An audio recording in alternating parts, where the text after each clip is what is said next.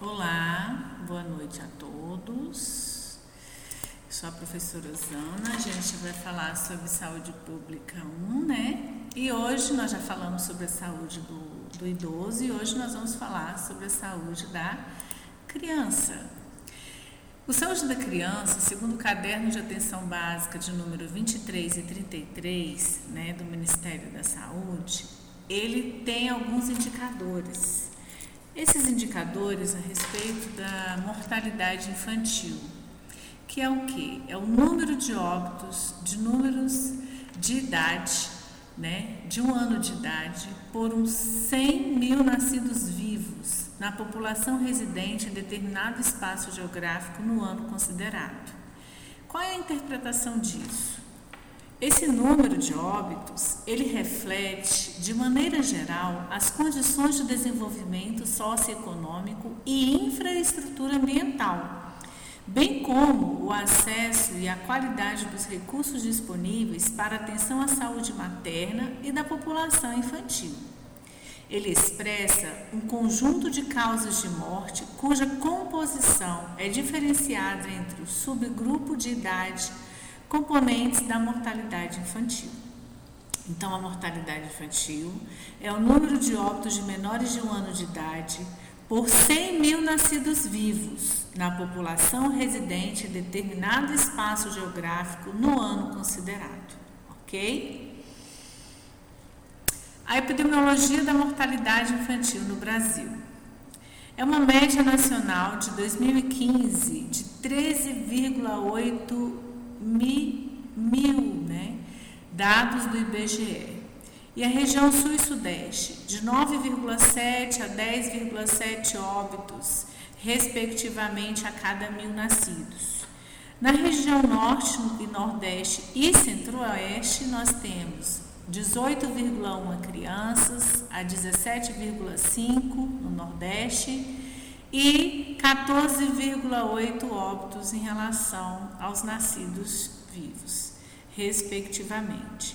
Estados com a maior taxa de mortalidade infantil no Brasil. Nós temos o Amapá, com 23,5, o Maranhão, com 22,4 e Alagoas, com 20,9. Estados com menores taxas de mortalidade infantil. O Espírito Santo, com 9,2, e Santa Catarina, com 9,5, e o Rio Grande do Sul, com 9,9. Fatores que refletem a mortalidade infantil.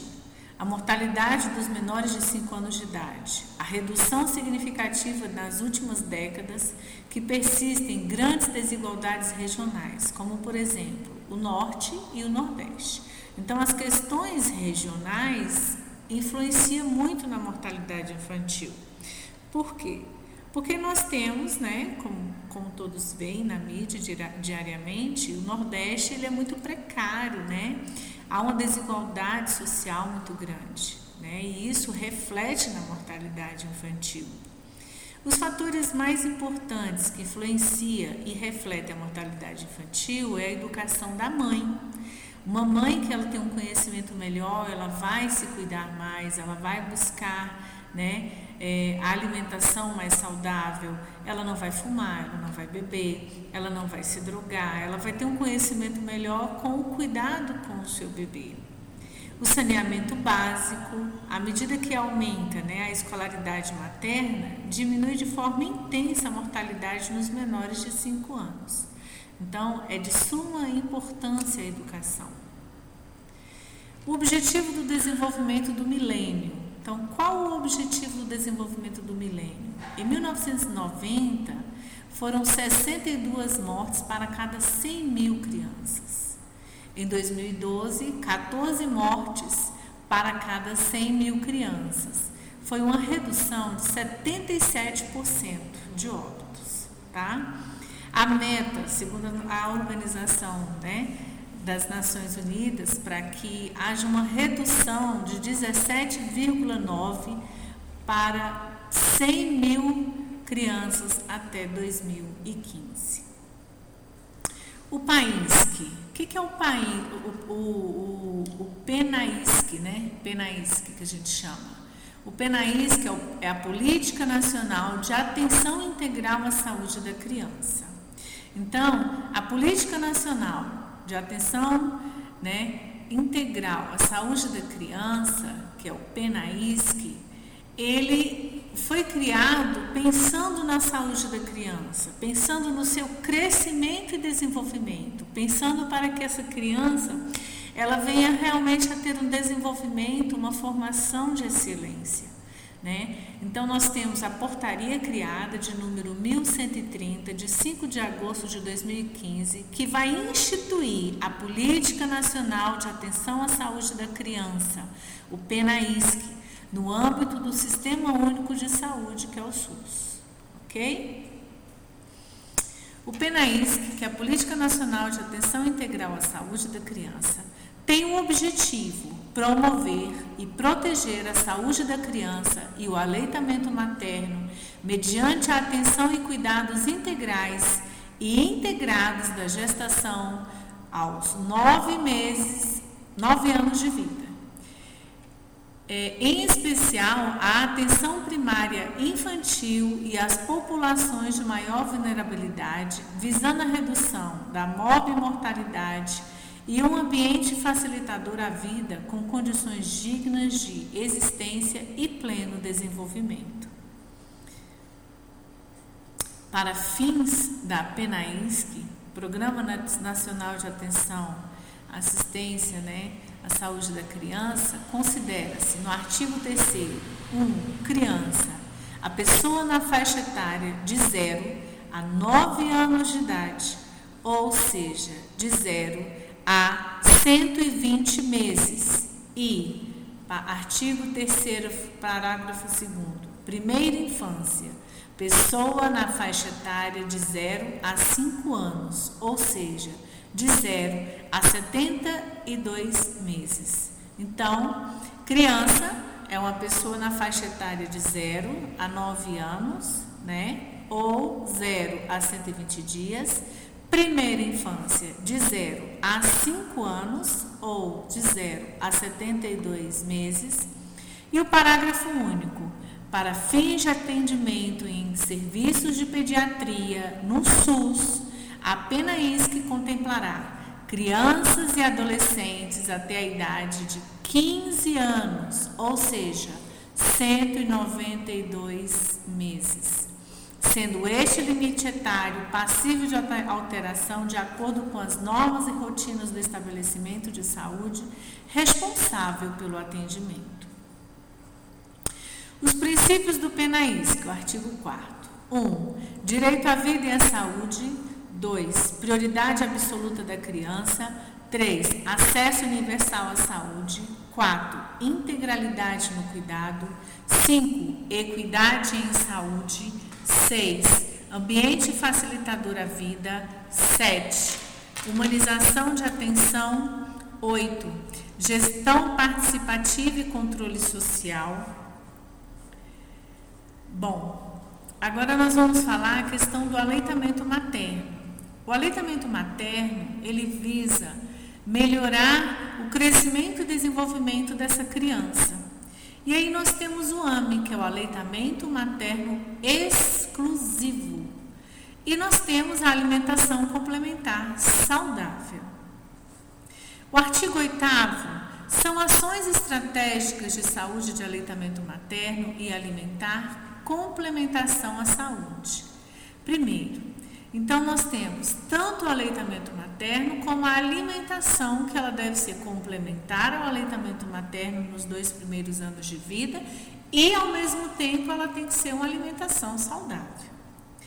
A iniciativa, primeiro, a Iniciativa Hospital Amigo da Criança, que é o IAC. Segundo, a Estratégia Nacional para a Promoção do Aleitamento Materno e a Alimentação Complementar Saudável no SUS, Estratégia e Amamentação, Estratégia e Amamenta e Alimenta Brasil, que é o EAAB, Estratégia, Amamenta e Alimenta Brasil. Terceiro, a Mulher Trabalhadora que Amamenta, o MTA. Quarto, a Rede Brasileira de Bancos de Leite Humano. 5. a implementação de norma brasileira de comercialização de alimentos para lactantes, para crianças de primeira infância, bicos, chupetas e mamadeiras, que é a NBCAL, e sexto, a mobilização social em aleitamento materno.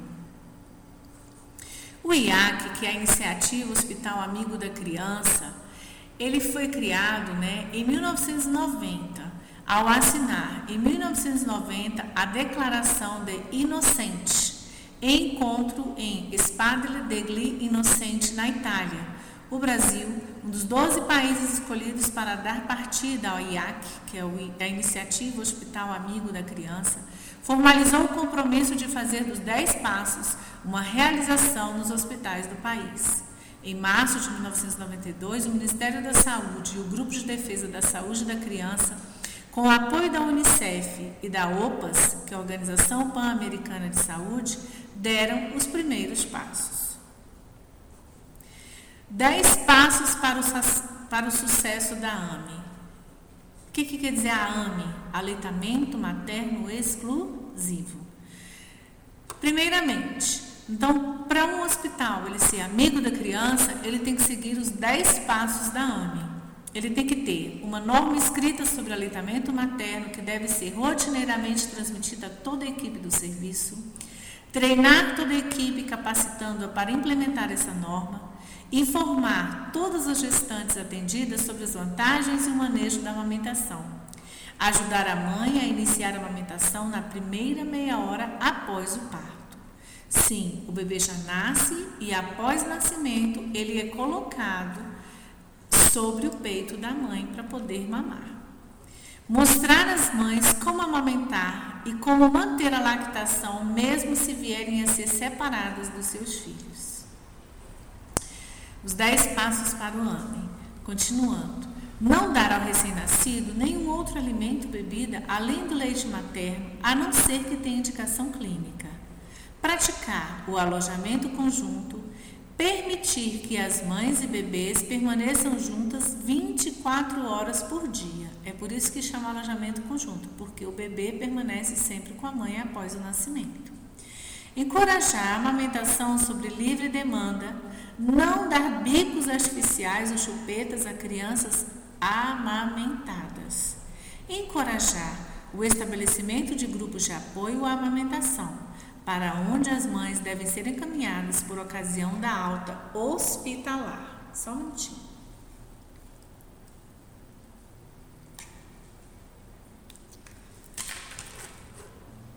Voltei. Contraindicações do aleitamento. No caso de contraindicações, nós temos as mães infectadas pelo vírus HIV, mães infectadas pelos vírus HTLV1 e HTLV2, que são os vírus linfotrópicos humanos de linfócitos T, uso de medicamentos incompatíveis com a amamentação. Alguns fármacos são citados como contraindicações absolutas ou relativas ao aleitamento, como, por exemplo, os antineoplásicos e radiofármacos, Então, pessoas que estão em comprometimento de câncer, fazendo quimioterapia, radioterapia, não podem estar amamentando. Crianças portadoras de lactocemia, doenças do xarope de bordo e fenilcetonúria. Suspensão temporária do aleitamento materno. Isso quer dizer o quê? Que a criança vai se alimentar. Vai ser suspensa a amamentação dessa criança por um período, porém, logo em seguida vai ser restabelecido. Infecção herpética, com lesões vesiculares na pele da mama, ou seja, herpes, varicela, 5 dias antes e 2 dias depois do parto, no caso a varicela, que é a catapora. O IGARPS no RN em até 96 horas, como no caso doenças de Chagas na fase aguda da doença ou sangramentos. Mamilar evidente, abscessos mamários até drenar e iniciar antibiótico-terapia e consumo de drogas de abuso. Então, a mãe que se droga não pode estar amamentando. Agora nós vamos falar um pouquinho sobre a suplementação do ferro. O Programa Nacional de Suplementação de Ferro recomenda a complementação a todas as crianças de 6 a 18 meses, a partir dos 4 meses para que não estiverem em aleitamento materno exclusivo. E mais cedo para as de baixo peso ao nascer e as prematuras com menos de 37 semanas. O clampeamento do tardio, do cordão umbilical, após cessar o batimento do cordão, que seja, no caso, menor que 3 minutos,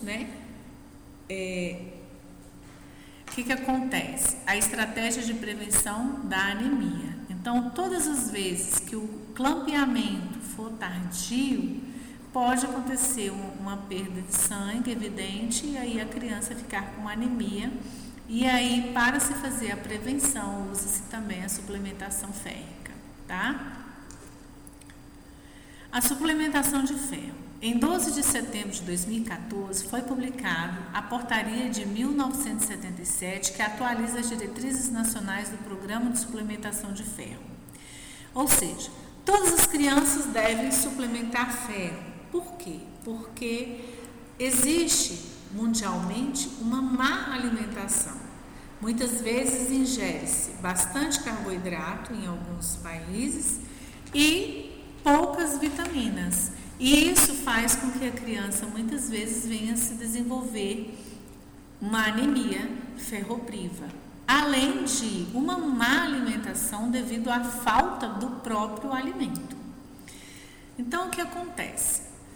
A suplementação de ferro. Crianças de 6 a 24 meses com 1 miligrama de ferro elementar por quilograma de peso, diariamente até completar 24 meses, ou seja, até os 2 aninhos ela vai ter que suplementar com uma dose férrica diária.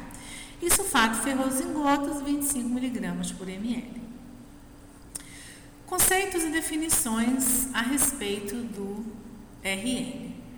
O recém-nascido. O recém-nascido é toda criança considerada desde o instante do nascimento até 28 dias de vidas incompletos. O nascido vivo é o produto de um nascimento no qual existe evidência de vida ao nascer. E o que é o aborto? É a expulsão ou extração de um embrião ou feto pesando menos de 500 gramas. No caso, 22 semanas de gestação, independente ou não da presença de sinais. Tá? Conceitos e definições de período neonatal. Compreende as 4 primeiras semanas de vida, de 0 a 28 dias incompletos. Denomina-se período neonatal precoce a primeira semana completa ou 7 primeiros dias de vida. O período neonatal tardio compreende as 3 semanas seguintes. E o que é a morte neonatal?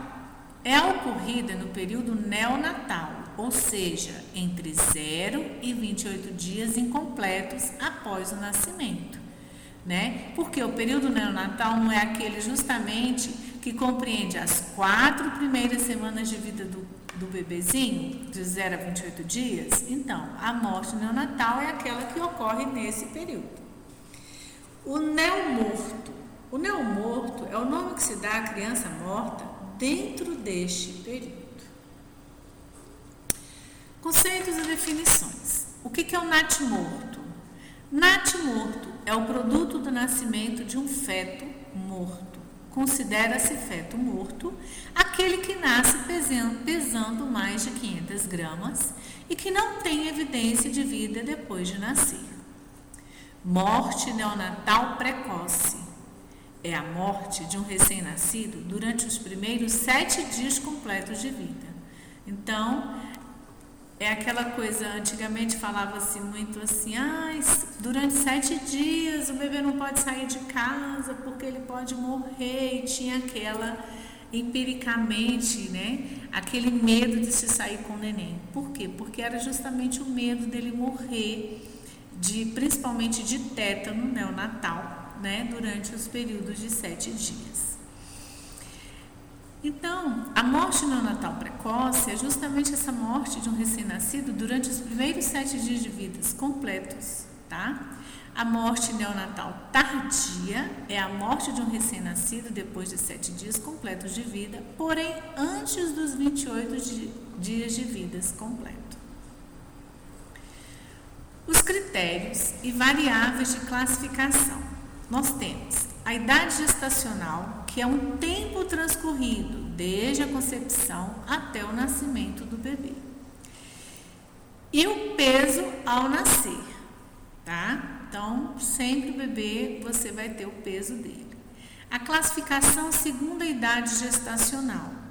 A idade gestacional, nós temos o pré-termo, que é a idade gestacional inferior a 37 semanas.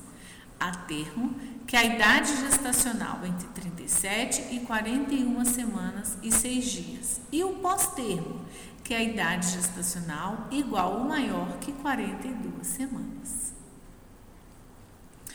O peso vezes a idade gestacional.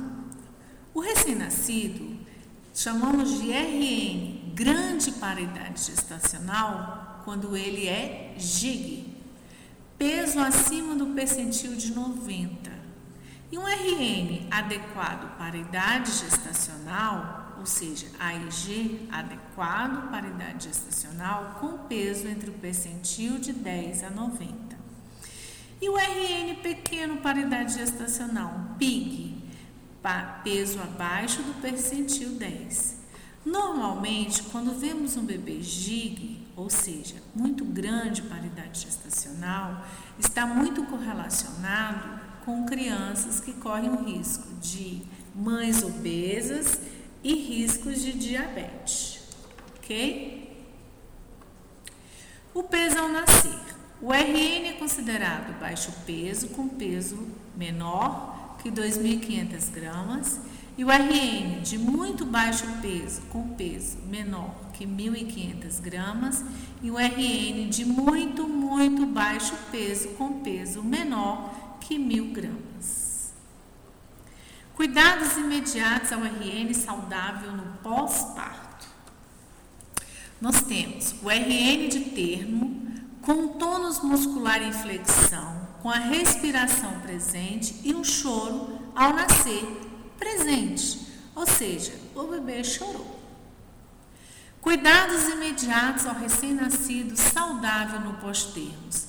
Nós temos sempre que observar o horário do nascimento, colocar o RN sobre a barriga da mãe para receber o primeiro afago e o calor corporal com contato pele a pele, a prevenção também da hipotermia, o estabelecimento do vínculo, a temperatura da sala de parto tem que estar entre 23 e 26 graus e também o aleitamento precoce.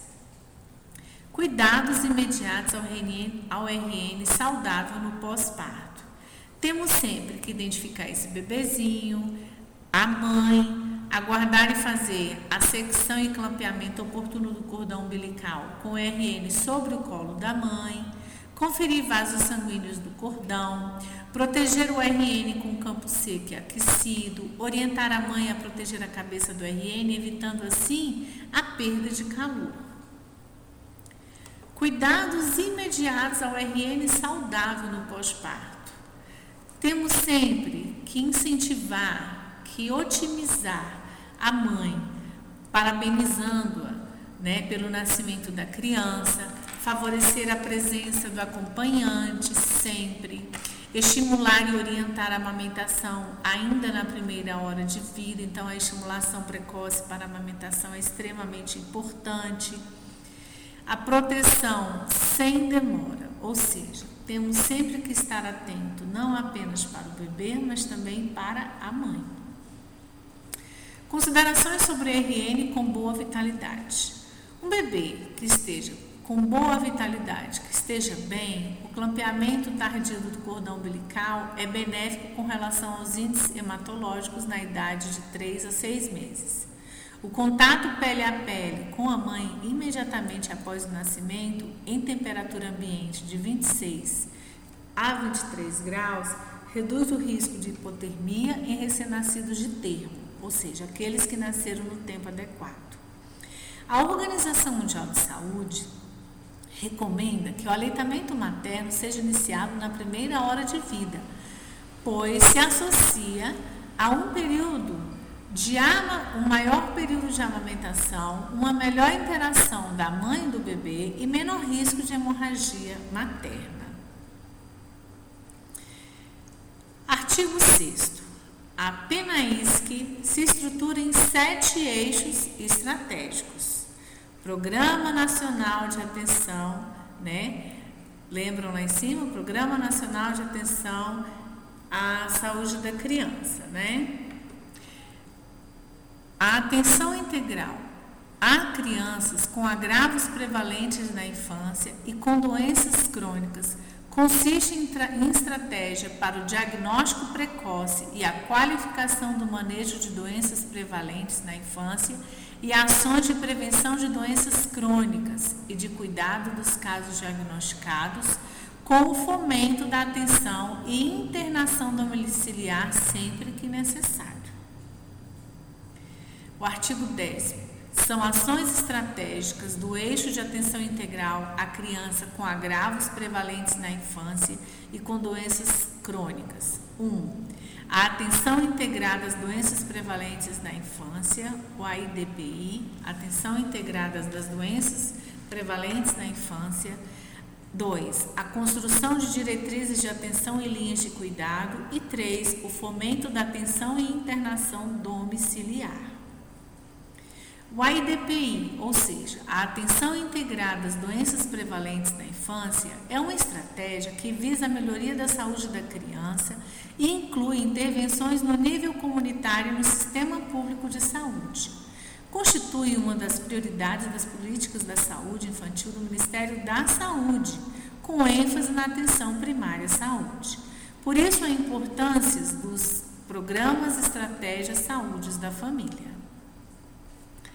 O AIDPI ele tem como objetivo reduzir a mortalidade na infância e contribuir de maneira significativa para a melhoria da qualidade de atenção prestada às crianças, desenvolvendo ações de promoção e prevenção justamente com ações assistenciais, levando ao crescimento e desenvolvimento saudável da população infantil, em especial a daquela que vive em países e regiões menos desenvolvidas. Enfatiza a visão integrada da criança, ao invés de enfocar apenas uma doença ou uma condição individual. Ela procura também enfatizar os diversos setores envolvidos na saúde da criança, como, por exemplo, a capacidade dos profissionais de saúde, a organização dos serviços, a educação da família e a comunidade que tange a sua saúde. Bom, vamos ver agora algumas infecções que afetam a saúde da criança. As principais são as infecções respiratórias agudas, ou seja, a IRA. A avaliação da criança com IRA. O interrogatório deve ser completo e o exame físico extremamente cuidadoso. São classificadas baseadas nas propostas da AIDP,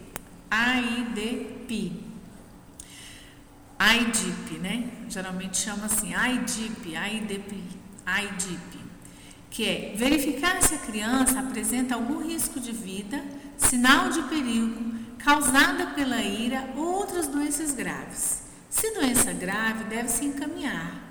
Se a IRA for classificar e se a criança está ou não com pneumonia e se está, é grave ou não. Ou seja, se a criança apresenta uma doença infecciosa aguda, tem que ser verificado se é grave ou não.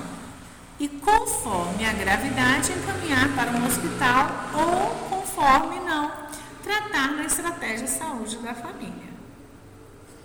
Temos também diarreia. A diarreia é uma doença típica da infância. A diarreia é uma doença caracterizada pela perda excessiva de água e eletrólitos e pelas fezes ou vômitos, que se manifesta clinicamente com o aumento do número de evacuações e ou diminuição da consistência das fezes. Ela pode ser aguda, prolongada, persistente, ou crônica. Então, temos que ter muito cuidado com as diarreias.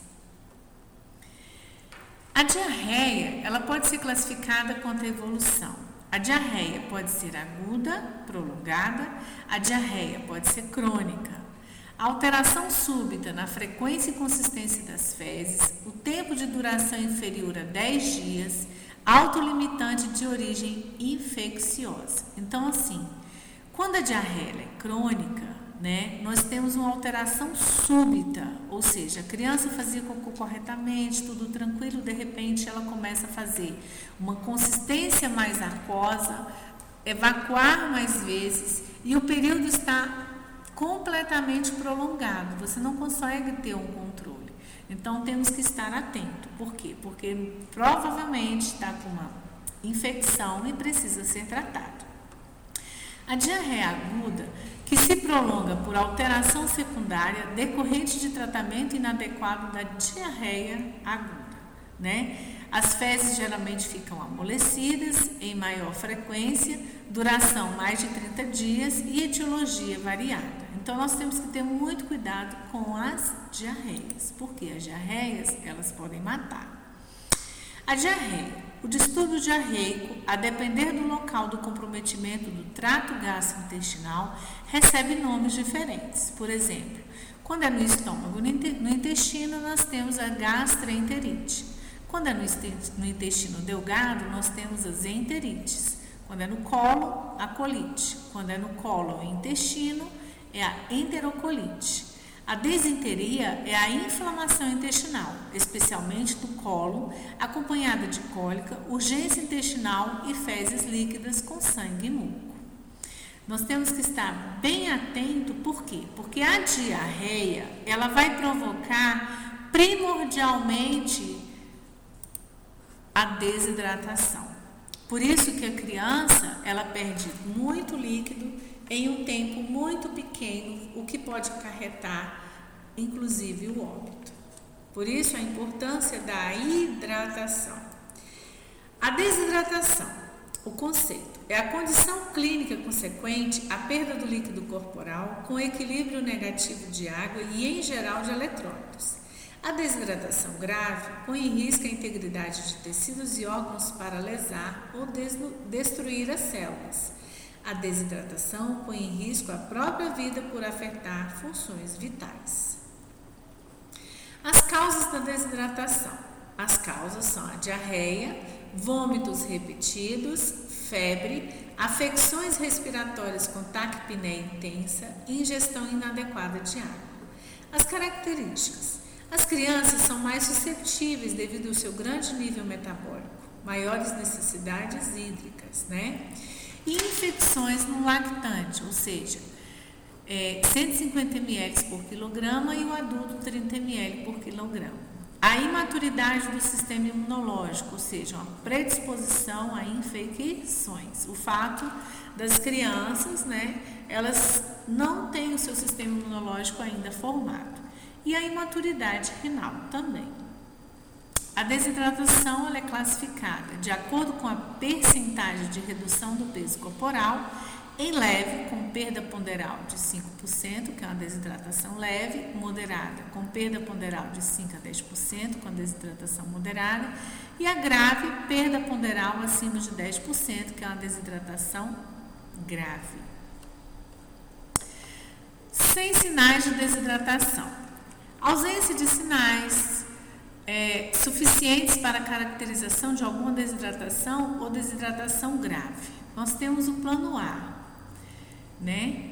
E aí, alguma desidratação, presença dos seguintes sinais, como inquietação, irritabilidade, beber bastante líquidos com avidez, criança sedenta, olhos encovados, sinais de prega cutânea e retorno lento, nós temos o plano B. O que quer dizer esse plano A ou plano B?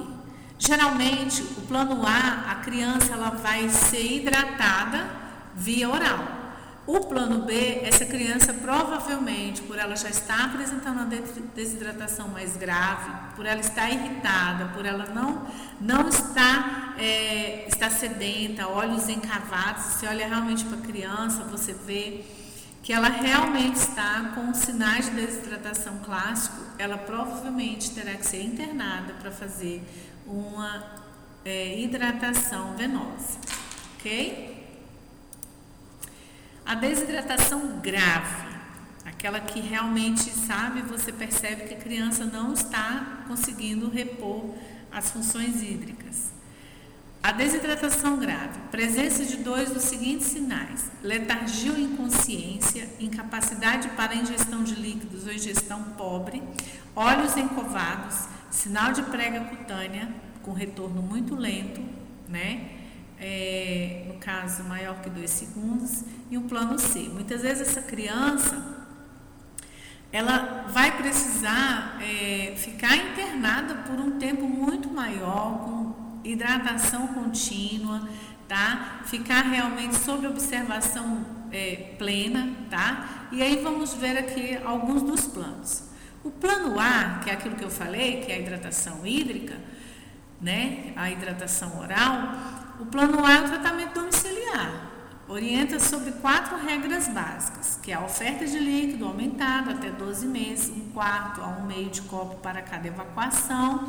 Após 12 meses, meio a 1 copo após cada evacuação. Manutenção de alimentações, o aleitamento materno nesse caso é extremamente importante. Orientações sobre quando buscar a reavaliação clínica, ou seja, se a mãe percebe que a criança não está melhorando, você orienta que ela volte para a avaliação da criança e provavelmente para uma internação. O plano A de tratamento domiciliar, nós geralmente utilizamos o que? O soro de reidratação oral. Como que se prepara? Diluir um pacote em 1 litro de água filtrada e fervida, manter em vasilhame coberto e oferecer de 15 em 15 minutos. Desprezar após 24 horas. Ou seja, você vai dar pequenos goles para a criança várias vezes durante o dia. Não adianta dar um copo cheio para que ela tome. Por quê? Porque se ela tomar um copo muito cheio, provavelmente ela vai vomitar. Para preparar o soro caseiro, também pode-se utilizar com colher medida para 1 litro, 5 medidas pequenas de sal, 3,5 gramas, mais 10 medidas grandes de açúcar. Isso no caso, quando não tem a medida, tá? Aquela colherzinha própria para medir. E 100 colher, né? Medida para 1 litro. 4 colheres de sopa de açúcar, 1 xícara de sal e 1 litro de água filtrada ou fervida. A terapia de reidratação oral.